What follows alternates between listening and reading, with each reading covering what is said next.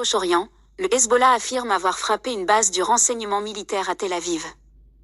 Une autre roquette a fait 19 blessés à Tyra, dans le centre d'Israël. La cible est ô combien symbolique, compte tenu de la défense censée la protéger. Le Hezbollah libanais a revendiqué samedi des tirs de roquettes menés sur une base du renseignement militaire près de Tel Aviv, dans le centre d'Israël.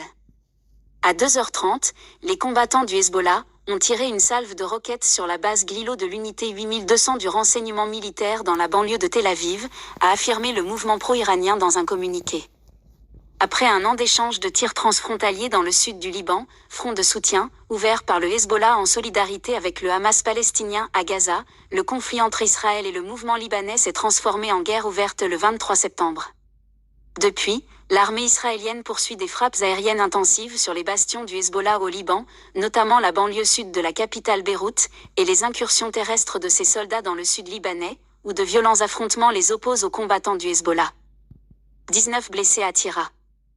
Le mouvement pro-iranien revendique quotidiennement des tirs sur des bases militaires ou des zones urbaines en territoire israélien.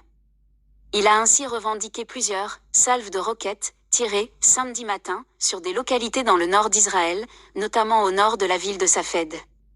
Au moins 19 personnes ont par ailleurs été blessées par la chute d'une roquette sur un immeuble à Tyra, ville à majorité arabe près de la frontière avec la Cisjordanie, selon les autorités israéliennes.